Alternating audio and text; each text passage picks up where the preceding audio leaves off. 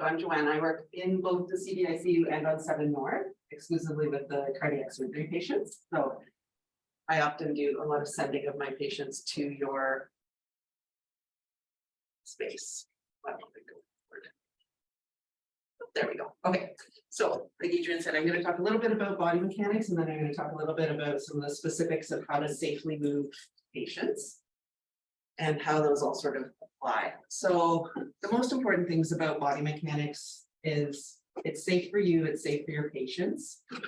It is the most efficient way for your body to work. And sometimes it seems to take a little bit more time to actually do the proper body mechanics, but in the long run, it will save you a lot of time. And it decreases the risk of injury to yourself and to others. So sort of the general principles of body mechanics is that whenever you're doing something, you always want to try and use the largest muscles possible to do that job. So when you're lifting, you want to use your legs rather than your arms because the muscles in your legs are stronger and bigger and they're better able to bear loads. When you are carrying something, you want to keep it nice and close to your body. So if you've ever picked something up, you try and hold weights out in your arms, it's a lot harder for your muscles because the distance is greater. So if you have that weight close to your body, the weight is going through your whole body and it's being distributed over a larger surface. Whenever possible, you want to push or pull and roll an object rather than picking it up and carrying it. So it may seem fastest to just pick a chair up and over the bed, but if you can slide that chair around to the other side of the bed rather than picking it up, it will save the strain on your back. This one that I find is the hardest things to do in the hospital. So twisting while lifting. So I'm not sure maybe in your job, but there's a lot of things where we're picking something up and moving it to another location. And the fastest thing to do is to reach for it, twist, and put it down. But what that's doing is using all of these little tiny muscles in your spine rather than picking up the object and just taking 2 steps and turning so it stays right in front of you. You're using your whole body to move the object. And then keeping a nice wide base of support. So if you're standing and doing something, particularly when you're helping a patient say out of a wheelchair onto the bed, the wider your base of support, if you or the patient happens to lose your balance, you have a lot more room where it's easy for you to regain your balance rather than trying to stand at a narrow base of support, and then you're more likely to have to use your back to save your balance. And then whether you're sitting or whether you're standing, you always want to maintain a neutral spine. So when you're sitting in, you mostly sit. Should I ask this before? Is it mostly sitting when you're working, or is it sitting and standing? Bit of both because portables are standing. Yeah, so that's why I've seen them like Yeah. you're often standing in that, which is less optimal. Just covered. Also always twisting. Yes, right, because you have one hand on your machine and one hand across the patient, right? So these are tricky things to sort of work through. And when you are sitting, so this lovely lady in the top little diagram there, if you have a chair with a supportive back, you want to be sitting so that your back is actually resting against the back of the chair. So you don't necessarily want to be sitting fully upright because then you're having to use all of your postural muscles all the time to help support your back. If you can have a chair that is comfortable for you so that your back is supported while you're sitting with it resting, then that's sort of the ideal position. And then again, trying to sort of maintain that neutral straight line. So, you know, your ears are over your shoulders and your shoulders are over your hips when you're sitting. So it gets tempting when you're trying to look at something on the screen, you kind of bring your head forward, or, you know, you're reaching and you're, you know, so whenever you can course correct, you know, do that little mental check to sort of sort your posture out. And then there's some examples of, you know, the best ways to push and carry and lift. So always keeping the load close to your body when you're lifting. When you're pushing something, you can see that little cartoon guy is using his legs more than his arms. So he's not pushing with his arms, he's holding his arms and pushing with his legs. And the same with pulling, you're going to pull back using your legs rather than pulling back with your arms. And then always Joanna, yes. Sorry to interrupt. Thank you so much. This is a great presentation. We're having trouble actually seeing your slide. on the screen. So one thing we could do is actually come out from the presentation mode and try to share that screen so that we can see your slide. Sure thing. So just escape. Yeah.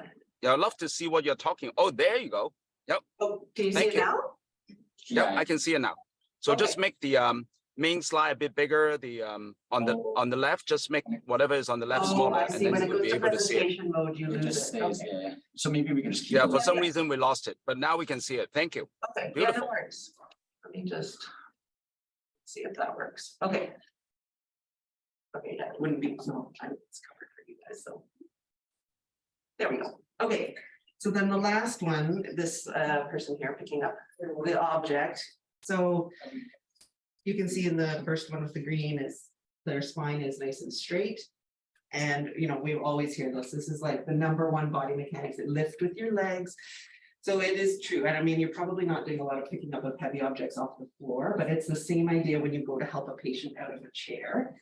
You don't want to bend over like this to help them out of the chair. You do want to bend your knees so that your back is still straight and always trying to, you know, maintain good core activity to help support your spine as much as you can.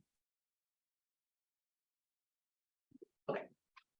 So a couple of things sort of applying this to like actual work. Whenever you possibly can, you want to stay as close to your patients as you can. So particularly with the portables, I think this is tricky because the ICU beds are very wide, but if you can have someone facilitate so that the patient is as close to the bed rail as possible, if they can slide them closer, have the patient scoot closer to you if they're able to move themselves. And then you want to adjust the height of the bed. So as long as there's no reason not to adjust the height of the bed, in the ICU, sometimes there's a couple of things, always check with the nurse, but as long as there's no reason not to change that height of the bed, have that height of the bed up so that you can keep your arm as close to your body as possible. You know, these sorts of positions where you're doing a lot of straight arm, your shoulder is extended fully and bearing the weight of your probe, even though it seems like it's not particularly heavy, over time, those sort of repetitive actions can be what causes the shoulder problems in the long run, you know, like the tendonitis is a repetitive strain injuries. If you do have to be in less optimal position, then make sure you're changing your position frequently so that you're not constantly using the same muscle. So if you change so that your arm is in front of you for part of it, or a little bit behind you, or if you can come in a little closer so that your shoulder can rest for a little while, all of that will help to prevent that sort of repetitive stress injuries. If possible, you know, you want to try and maintain like a neutral alignment of your joints as much as possible. So keeping them in like a resting position, keeping your wrist in a resting position so that it's not, you know, really hyperextended or flexed. Those little joint parts, like the pinch points kind of in your shoulder, where the bones in your shoulder can pinch, in your elbow, not as much, but you can also get like a tennis elbow kind of situation from holding the probe if you're doing a lot of wrist flexion. So, and then whenever you possibly can, if you have to reach for items during your tests, when you're doing your tests, try and keep those things as close to you as possible so that you're not trying to hold something in this position and then reaching all the way over to here while you're trying to get your, you know, if you need more, I don't know, ultrasound. Yeah, We've all done it. it's always where you don't want it to be, if you think, oh, I take that now, so. And that's a really good example of when you would probably catch yourself twisting and trying to reach for something and going outside of your base of support to try and pick something up. Because I can say from personal experience, it does not have to be something heavy in order to injure your back. I threw my back out putting a dessert plate in my dishwasher because I went like this and I just twisted and leaned outside of my neutral alignment, and there it was. That was it for me. So Joanna, Mhm. Yeah. the wash in face picture, how do you find that? The which? Oh, when you're doing the contrast, we need to take the wash in picture, means we just injected the contrast and then we take that moment. Okay. I find that very challenging. So where that's into like the patient's IV? Yeah. And so you're doing both the injecting Yeah, and we have the, to put that probe on the patient's chest and we need to take that picture. Immediately. That's the best picture, but usually find it. But I just want to let the sonographer stuff. Do you find that the IV and the like imaging site is on the same side? It depends. It depends. Yeah, it depends on really. Yeah, we're lucky to get a good scan and the IV is on that. Right, that is, you're going to be in a really awkward position to try and rest it. The basic support is to meet the patient. You know, being. You don't holler at me if I'm around in the hallway. I'm happy to come in. No, seriously, like I've been helping Helena every once in a while do bubble studies and things. If there is somebody around, like just holler at us. It takes 2 seconds to inject, right? It doesn't take a long period of time. I can always come and help if you're around, if I'm around. Like if I'm in the hallway, holler down and I'll just grab it, come in. And then away we go. Or you can ask us. Or ask if you've got, because there are people sometimes, especially because I know when I get tweaked, if my back gets a little tweaked, I know the feeling. You do venous studies, the same thing. We're squeezing the leg and then taking the image and then having to squeezing, press the button, squeeze, and if you're doing left leg, you're all the way down here. So it is that condition that hurts. So if there's a way to get a helper, happily holler at me. I'm around. I can easily come in and just inject for you, or if somebody is around you, we can help each other. And like having your things as close to you as you possibly can. So this is where having the patient slide as close to you as is possible so that you're not having to reach over quite far. I would say if it was like a larger person and it was going to be like where you're really reaching across, that would be the best time to have like a second person to help you. Or if you can sort of, I don't know if it would help to have like whichever is the more challenging task physically be on that side of the bed.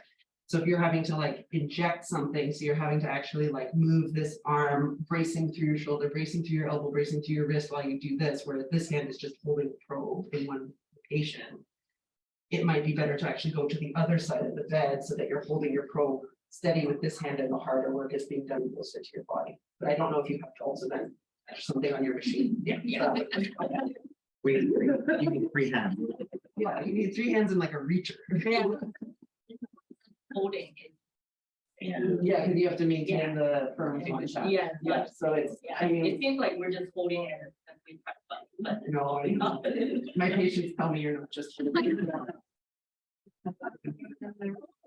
There's feedback.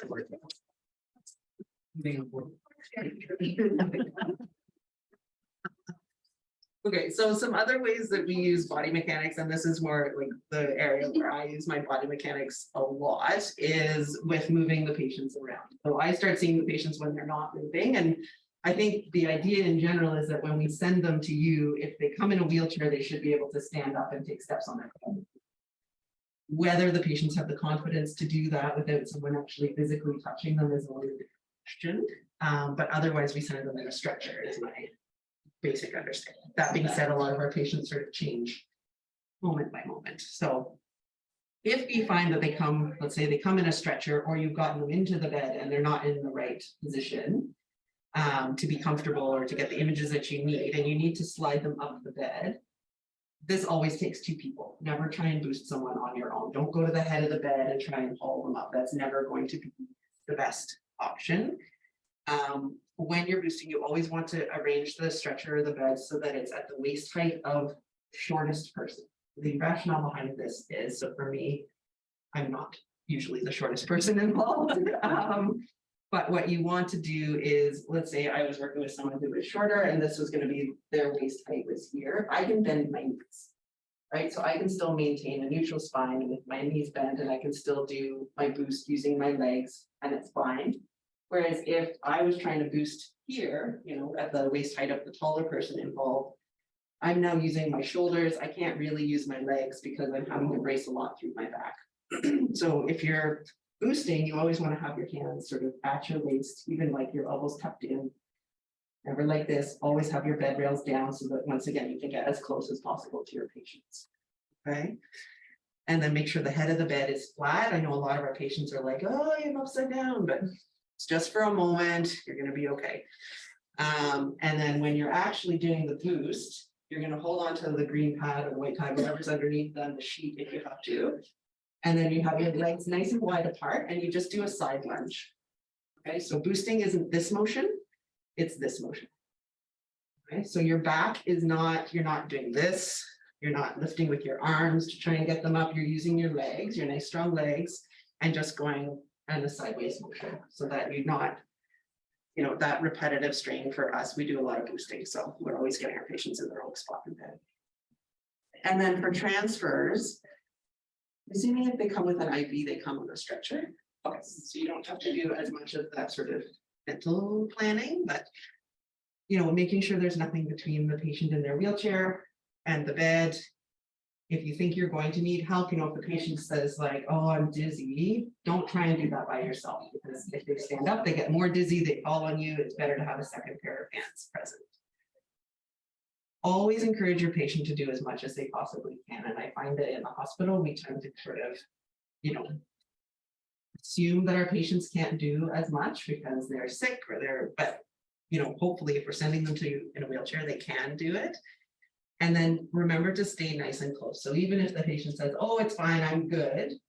What you don't want to do is have that person say, oh, I'm fine, I'm good. And you're like, okay, I'll be over here by the bed. And then they stand up and they go to fall. And now you're reaching, twisting, leaning to try and prevent them from injuring themselves. So always stay nice and close to your patients.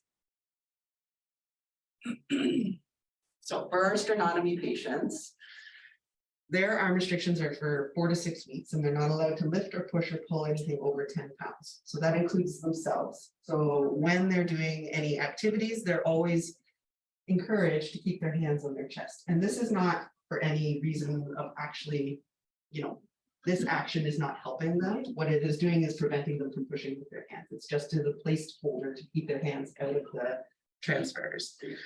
So when they're rolling in bed, they're not supposed to reach and pull on the bed rail. They're always supposed to be doing the motions with their legs. So that's not to say you have to physically assist them onto their side. They can still help themselves.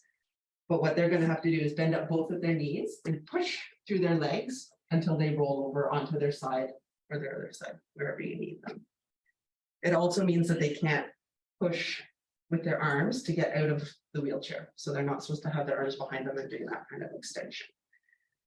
But they can, if you're getting them up and out of the bed to get back into their wheelchair, they should roll all the way over onto their side first, and then push sideways with their elbow into the mattress to help lift up their trunk. Because that's the hardest thing our patients have to do before they go home, is get out of bed. So when they're doing that, they're using the top of their shoulder, so their deltoid, rather than their pec, which is the muscle we want to avoid them using. And with our vascular surgery patients, they usually have less restrictions, but sometimes they'll have weight-bearing restrictions on their legs. So you just have to, in advance, hopefully be on the floor, have planned that out so that they're not having to, hop, let's say, from their wheelchair to their bed. But typically they can use their arms for all of their help.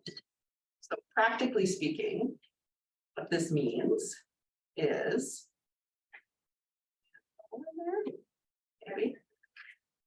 some things that you can coach your patients to do when you're going from sit to stand. And this, I'm going to make you actually do these things. Just be careful because they're rolly chairs. But when your patients come to you in their wheelchairs, number one, make sure the brakes are on if they're not in like a Staxi wheelchair, if they're in their own wheelchair. But they're usually, hopefully, they're sitting all the way at the back of the chair. Okay, so when you go to stand, you're all going to cross your arms over your chest and sit at the very back of your chair. And you're going to try and stand up. And just push with your legs. Very good. Okay, everyone happy. There's that. So our patients are usually not that confident. So what you're going to ask them to do, so they're going to have their hands in their chest and they're going to walk their hips so that they're closer to the edge of the chair. Now what this does, it allows their feet and their knees can go down a little bit lower. So if your knees are lower than your hips, it's easier for your muscles to work because they're in their strongest range. Their heels, their feet are now underneath where their body weight is going to be. So when you're at the back of your chair, your legs are forward and it's a lot harder to get your weight over your feet. So now in this position, crossing your arms again, you're going to try and stand up. And you'll find it's a little bit easier from the edge of your chair than from the back of your chair. And this is just where we're talking about that efficiency, where it feels like, getting them to walk to the edge of the chair, it takes that little bit of extra time, but it means that you have to do no lifting. Whereas someone from the back of the chair, they might, the first time they don't quite get there, and then they have to try again, and then you're reaching and facilitating. The other thing to do is if you are helping someone to get up. Is it okay if I stand beside you? No, you can stay sitting. You're gonna be the first. When you're going to help someone, I always like to stand beside and in front. So if I stand here and I ask you to stand up, you have to get quite into my personal space. And in healthcare workers, that's not a problem usually, but for patients, it's a little bit, we feel a little bit less comfortable with that. And you can see in the little sort of stop motion diagram, one of the most important things to start your standing up is actually to lean forward, right? It brings your center of mass, your body weight, not too far forward. It brings that right over your feet, so then your muscles can do the work. And if I'm right in front of you and now you're trying to just levitate straight up, it's a lot more difficult. So I'll always stand sort of beside and in front a little bit, but not right in front of the patient. And then when they stand up, you can stand up. If they lose their balance, I'm right here, right? So in this position, I have a nice wide base of support. I hope I touch you. And then if she loses her balance, I can just grab her to my own body, right? So I have control over her center of mass. Yeah, it's a nice hug. Or I can also push her back. Which is really the solution that we can do. If she loses her balance or she suddenly gets really dizzy, then you can just easily facilitate for her to sit back into the chair. Right? And if the chair is here, I'm right here, I have control over her center of mass and she can sit back down. And then standing to sitting is the same idea. So whether you're going from the bed to the chair or the chair to the bed, you always want to make sure that the patient can feel the chair or the bed behind them before they sit down. So a lot of people will come into a chair like this, where they're already started sitting down before they got anywhere near it. So that's, just stop what you're doing, take those few steps so that they step right over their calves or the back of their legs are touching the surface that they're going to. So with the vascular surgery patients, you can encourage them to reach back for whatever they're going to sit in. For the cardiac surgery patients, they can't do that. And then again, it's just the same thing in reverse. They're going to slowly lean forward and then stick their bum back to be as far back on the surface as possible. Any questions for that? Probably never thought about standing up as much today. And then for this one, both we're moving from either sitting to lying or lying to sitting. When they're going into the bed or onto the stretcher, you always want to have them up higher than you think is necessary and have it flatter than usually the patient wants. Because if you get them into bed with the head of the bed up, they're usually down quite low and then they're in an uncomfortable position, and then that's when you have to boost. Whereas if you get them into bed in a high position, you eliminate that need to boost, which eliminates that work for your body. The easiest way for almost all of our patients is to go through a side lying position. So with the cardiac surgery patients, they're going to bend up their knees, push with their feet into the mattress and roll right over onto their side, and then push, like I said, with that bottom elbow into the mattress or into the surface and help raise their trunk. If you have to help them to elevate their trunk, because that's usually the hardest thing, because it's sore, they've just had their echo probe gently fast and it's very irritated. This is a lot of the part that is difficult. You're going to be up near their shoulders.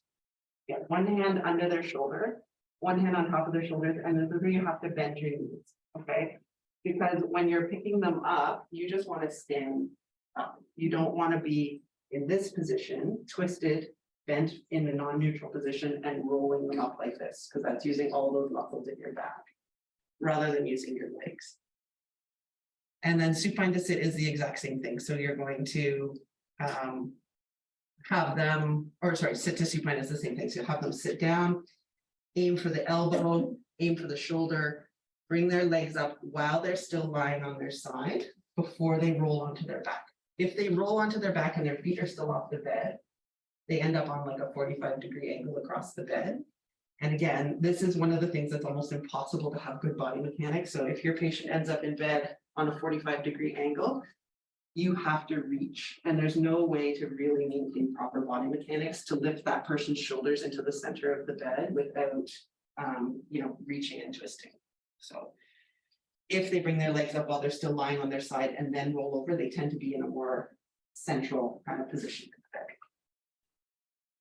And I think that's it. Yeah. That's very good. Amazing. Thank you. Well, we never, It's just, I guess, you can't change it, the taxi, taxi. Oh, the taxis? I know. They are. They're fall machines. They are. So the technically correct way to use taxi, which is generally not the way, you're meant to lift up one of the arms. That's what I was gonna. Yes, Yeah, come inside And then have the patient, yeah, if they're already in the chair, you have them like walk their feet around so that they're, Did it. Yeah. but I agree, like most of the patients are like halfway there, they're tripping over the foot, they're kind of like.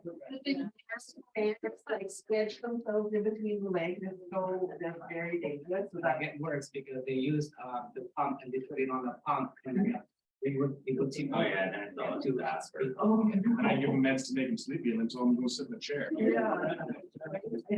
So if you can, if you feel like they have enough mobility to do the side entry and exit, it really is night and day safer than trying to get them to stand up, because they're either standing up with like a super narrow base of support or with a super wide base of support on the outside, and neither of those are good positions, like it's so hard on their legs. And yeah, and they're usually like mini skirted and they're just like satin twisted, so yeah, if you can do the side with the arm looking up. Very Oh, sorry, can I know this is gonna be rude, we're gonna cut you one off. Because we've got another guest. And so, but Joanna, thank you. Oh my gosh. So when you see Joanna on the board, say hello and thank her. And then don't hit her with the machine like it's right. But thank you so much for coming. Appreciate your help. Can you email me any? And today we'll think more about that too, which is a good thing. So that's really helpful. All right, so next, we have another person, and I'm sorry, I made Chantal here. Chantal is our friend who brought us the dog. Remember, you know, the dog that came. So Claim to fame. what is your title here? You're in the wellness department, aren't you? Yeah, I'm the wellness coordinator. There's the wellness coordinator. I'm doing that. Chantal, you don't mind we're being filmed, is that okay? No. Good, thank you. And Chantal is gonna do some stretching and exercise. I do have an ergonomics, sort of No. slides that I have organized, which I will send to you all later because I actually won't do it today because it's too busy. So, and we got delayed because of our technical difficulties. So, and I brought bands for everybody. So I don't know what the different level of stretchiness are, but everybody grab a band because I asked Chantal, you need one? I brought a loop one that I had at my desk. I really hope it doesn't break, but I like.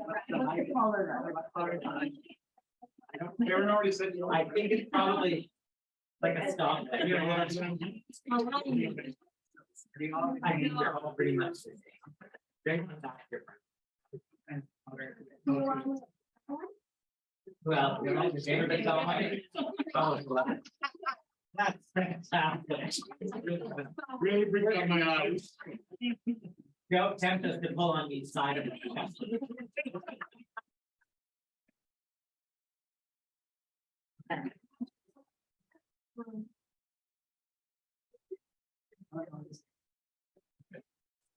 You're all the same resistance, right? Pretty much, I think. And- Yeah, thank you. Take my around. So I also love some handouts as a checklist as well.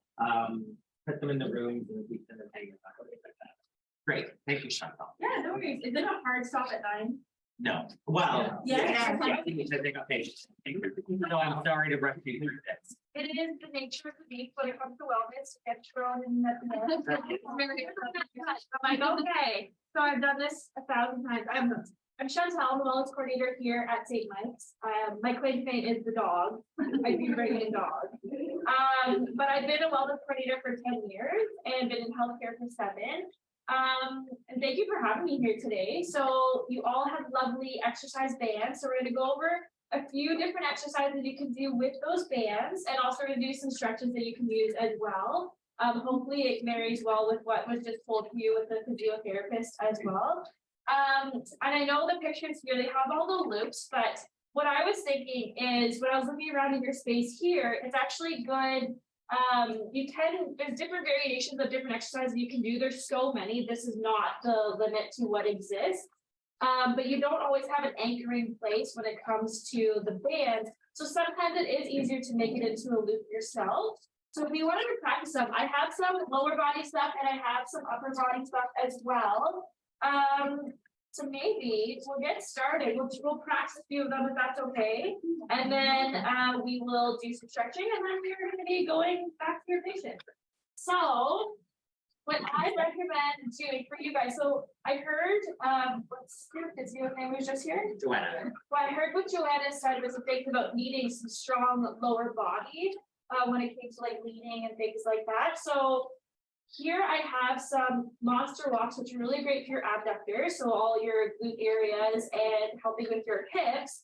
So we don't really have space to do that one, so we'll skip that one, but that's a good one for you to do in order to really work the glutes. And what you do is you can wrap the band, you can tie it around. You don't want to have something tied at your joint, but having it somewhere either just above your knee, or it could be down below your by your ankles as well. And then just side stepping, kind of like Frankenstein walking. So you're just walking slightly. You want to make sure you have that tension that's pulling across on your legs. So you're gonna feel your glutes the entire time. So you're gonna look like you're in the Michael Jackson music video as you're walking.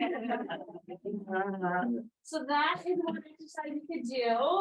The second one could be just a squat, so a simple squat. So having it wrapped around just above your knees. And you want to, again, make sure you have the tension. So you want to be having it tight enough where you feel already just standing there with it wrapped around you, or you can just simply feel the tension as you're standing and then squatting down and then back up, making sure your knees are not passing over your toes, because a lot of people I've seen tend to squat forwards. And what you want to do is just pretend like you're sitting into a chair and then you're standing back up again. Back during the pandemic, when we were doing some online fitness classes, I had my couch behind me and I knew my squat needed some work. So I just kept squatting down from the couch and coming back up so I could get back into that hip hinge kind of momentum, just knowing the right patterning to do as well. And look at that, that is the most perfect demo I've ever seen. Very good at sitting on a couch. So that is a quads again.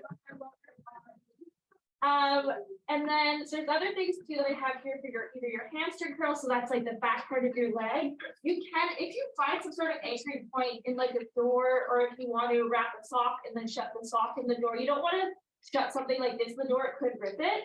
But if you have it wrapped around your ankle and using that as your anchor point in order to extend with your leg, either that or with the kick back. But the ones I guess we can practice in this space too is our bicep curls, our triceps, and even overhead presses. So we can kind of split those. One thing that I always recommend, and maybe Joanna mentioned this herself too, is you want to make sure you're bracing your core. Did she mention this at all? Yeah? Okay, because you always want to make sure you're protecting your spine with everything that you do. So when you're with your patients and you're leaning over, you want to be bracing that core to keep everything well intact, because when we're relaxed, that's sometimes when injuries happen.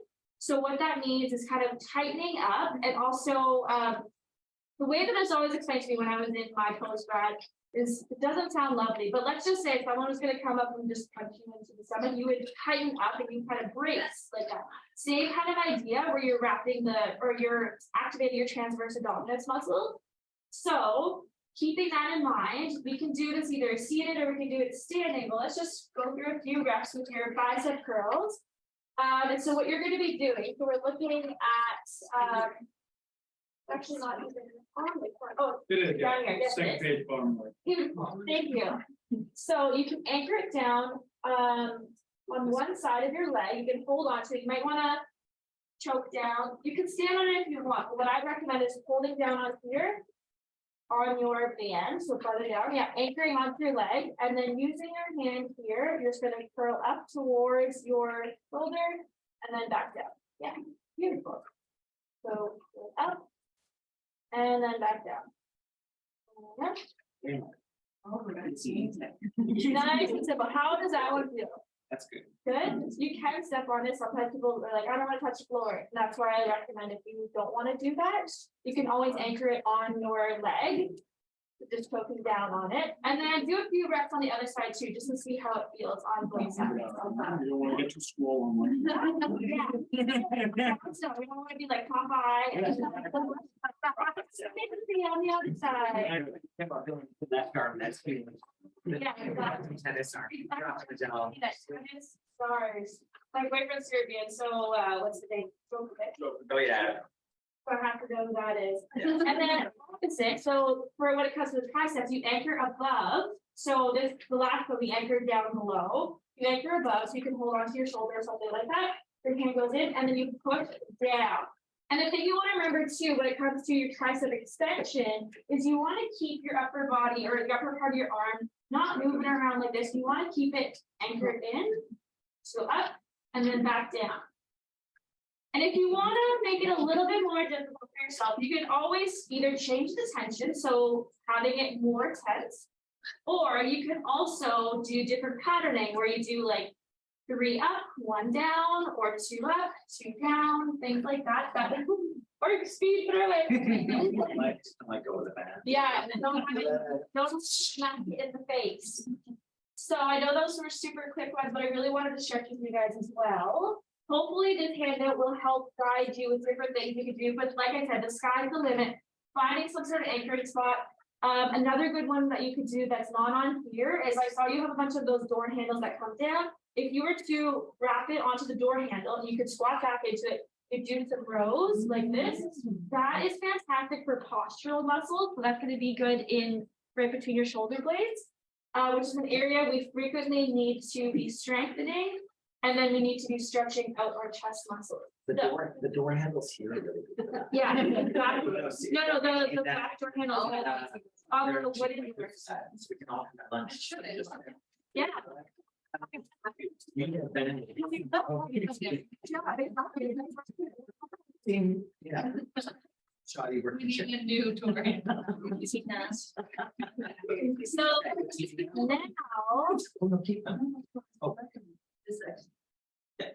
now we're gonna be more active. We're gonna stand up, we're gonna do some stretching. Yeah.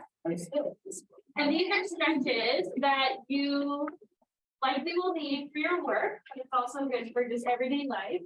I was told that a lot of times things when you feel different aches and pains, it's typically your neck, your shoulders, it could be your back as well. Everything hurts. So I like to always start by doing some mobility things. So just let's start rolling your shoulders back. And then I always like to incorporate some deep breathing too. So if you feel like taking deep inhales in and exhales out, that's also fantastic. Is everyone supposed to? And then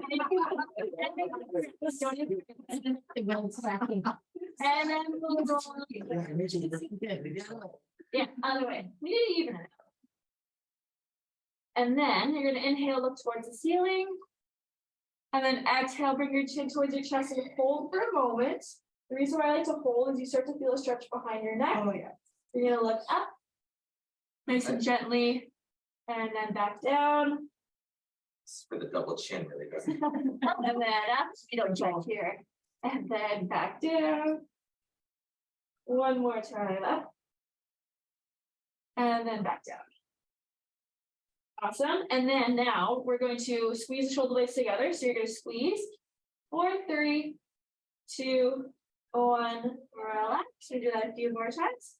Squeeze for 3, 2, 1. Relax. And again. 3, 2, 1. Relax. And one last time. 3, 2, 1. Relax. Beautiful. Now bring both arms behind your back. Open up your chest and look toward the ceiling. But if you can't do that, you can also have your hands like this. As long as you feel some sort of chest stretch. That works better for you. That's totally okay. I would like this one, but that's just me. Because this one's fantastic for you guys, if you're leading over your patients, you're doing things like this, you're charting, all that kind of stuff. If you want to say, oh. Yeah, now we're gonna do extend out and look towards the ground. We should do this all day. You're gonna have to have a morning and afternoon scanning. Oh, yeah. Can we go in the park before scanning? Yeah. Okay, so now for your neck and your shoulders, your chest, this is where we carry our tension. If your shoulder's okay with this, bring one arm behind your back, and then ear's gonna go towards your shoulder. So this is where you're gonna go down the side of your neck into those traps. And is the chin sort of tucked down or is the chin just sort of neutral? Your chin is neutral. But what you can do now is called the armpit sniff stretch. You're gonna put your nose towards your armpits, and then you start to feel it more posterior. Yes.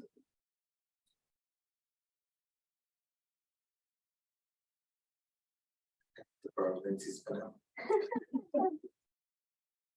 Beautiful. Other side, arm behind your back, ear towards your shoulder. It's better to have your arm behind your back because you feel a better stretch. Some people I see just doing this, but you notice a difference between doing this and like this. But sometimes if your shoulder bothers you, you don't want to do this one. You can always just pull and extend from the other side. So you want to be fully feeling the pull. And then looking towards the ground. I wish I had more time with you guys to give you more stretches, but I guess I have to come back. Have to come back and do more. We're gonna do a quick back one. So you're gonna cross one leg over the other, reach to the side, grab onto your wrist and extend. So you're gonna feel it down your obliques. Oh my Also goodness. in your back. That was a good, oh my goodness, right? Okay. Everything aches. This is something we should be doing. Yeah. I'm a runner and I don't stretch, so it's.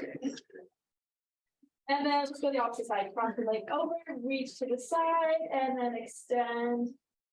We're evening it out. And then I'll show you guys very briefly. What I'd also recommend doing is doing things like cat and cow, or if you're leaning against, or you can do it too if you have time. If you're leaning against a desk, you're going to inhale, look toward the ceiling, and then exhale, rounding it out. And then you inhale up toward the ceiling, kind of like yoga a little bit, rounding it out. And then after a few rounds of that, I like to have my hands out here and then feet together and just kind of let your upper body hang so you feel all down your lats. This is almost like child's pose. And then you walk your hands to the left and then your hip goes out to the right. Like, Yeah. You feel it all the way down your right side, and then you walk your hands to the right, with your hips to the left. You feel it stretch way down here like that. Good. And then you slowly do that.